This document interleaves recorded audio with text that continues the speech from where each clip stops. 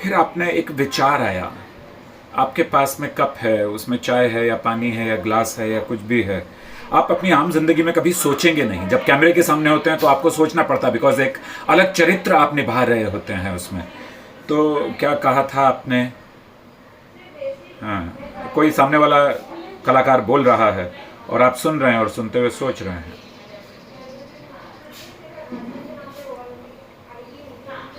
ऐसे इसका इस्तेमाल किया जा सकता है। आप अकेले हैं तो इस तरह की चीज़ों का कैसे इस्तेमाल करें।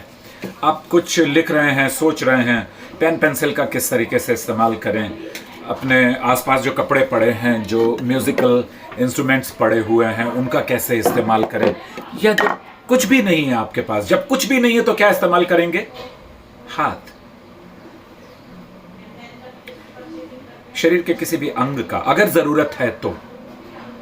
वरना ऐसे भी केसेस होते हैं जहां आप सिर्फ बोलते जाते हैं, आपको ना हाथ हिलाना है, ना आपको श्रग्स करने हैं, कुछ नहीं करना है, आप बोलते जा रहे हैं। एक सोलिलोक्वी है। अगर आप एक फिल्म आई थी आज का अवतार, राम अवतार MLA, राजेश खन्ना साहब की, उसमें एक उनकी एक स्पीच है स्टेज के ऊपर एक नेता के रूप में, और वो इतनी लंबी स्पीच उनकी सोलिलोक्वी जैसा है, उसे वो बोलते हैं और आप बोर नहीं होते। उनका जो जिस तरीके से उन्होंने हाथों का जिस तरह से मॉड्यूलेट किया, अपने शब्दों को इस्तेमाल किया, वो वाकई बहुत ही कमाल था। फिर मैं कहूँगा हमारे इरफान खान साहब जैसे आप लोगों को देखेंगे तो आपको पता चलेगा। अभी कुछ नए कलाकार आए हैं, उनको आप देखेंगे तो आपको पता चलेगा आपका चलना उठना बैठना चरित्र के हिसाब से है। अब आजकल जो एक्टिंग मांगी जाती है वो होता है कि बिल्कुल नेचुरल एक्टिंग करेंगे आप, आपको कुछ नहीं करना, कोई दिखावा नहीं, कोई दंतफन नहीं है। लेकिन जहां जरूरत होती है दंतफन की, वहां करना पड़ेगा। हम अपनी जिंदगी, मैं अपनी जिंदगी में बात करता हूं तो बहुत हाथों का इस्तेमाल करता हूं, यहां भी कर रहा हूं, तो इसमें कोई एक्टिंग नहीं है। लेकिन हमारी आसपास की चीजें, हमारे अंदर की चीजें एक एक्टर के रूप में हमें मदद कर सकती हैं। अब मैं आपको एक बताता हूं कि जो हम बात कर रहे थे कि हम प्रिपेयर कैसे करें अपने ऑडिशन के लिए, बिकॉज हर बार एक नया चरित्र है।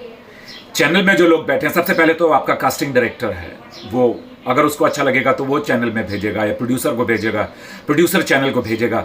आपकी फतह कैसे होगी? कुछ लोगों को आपने देखा एक के बाद एक काम मिलते चले जाते हैं, कहीं ना कहीं तो उनके अंदर कोई खूबी है, तो उनकी खूबी से हम कुछ सीख लें।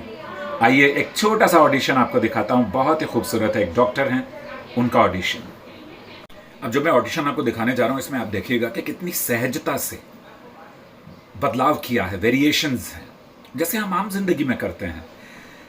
इस ऑडिशन में एक ऐसा मौका था कि जब कुछ ऐसे डायलॉग्स थे जहां पर आर्टिस्ट ओवर डू कर सकता है, बट मुझे करते हुए भी बड़ा आनंद आया और आपको देखकर भी बहुत कुछ सीखने समझने का, और ये यहाँ बड़ा मजा आएगा आपको, यहाँ कुछ अच्छा लगेगा। आओ प्रणव भाई, मुझे पता चला है कि तुमने दीपिका को चीफ रेसिडेंट की नौकरी दे दी है। प्रणव, कॉलेज के जमाने से मुझे तुम्हारी आदत इतनी अच्छी लगती है, कितना बड़ा दिल है यार तुम्हारा, तुम किसी को भी माफ कर सकते हो। You are just a beautiful soul यार। बट आई वंडर, दीपिका के पिछले हॉस्पिटल में ऑपरेशन टेबल पर सर्जरी करते हुए जिस इंसान की जान गई थी, क्या उसका भी दिल इतना बड़ा है या नहीं? I'm sorry, but I cannot ask him. He's no more. देखो प्रणव,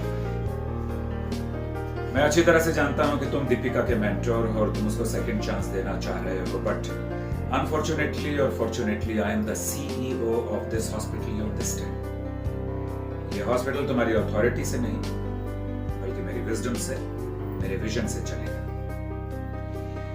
मैं नहीं चाहता कि जिस हॉस्पिटल की रेपुटेशन को बढ़ाने में मैंने इतने सारे साल लिए हैं, उसको तुम्हारी ईगो की वजह से कोई भी नुकसान पहुंचे या वो बर्बादी की तरफ चला जाए।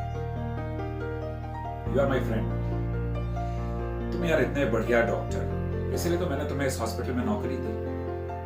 कम ऑन यार, get off your ego, move on in life. जिंदगी कीप मूविंग का नाम है। अदरवाइज माय डियर फ्रेंड, कल मैंने मैनेजिंग कमेटी की मीटिंग बुलाई है, फिर वो लोग जो भी फैसला करेंगे। Good luck.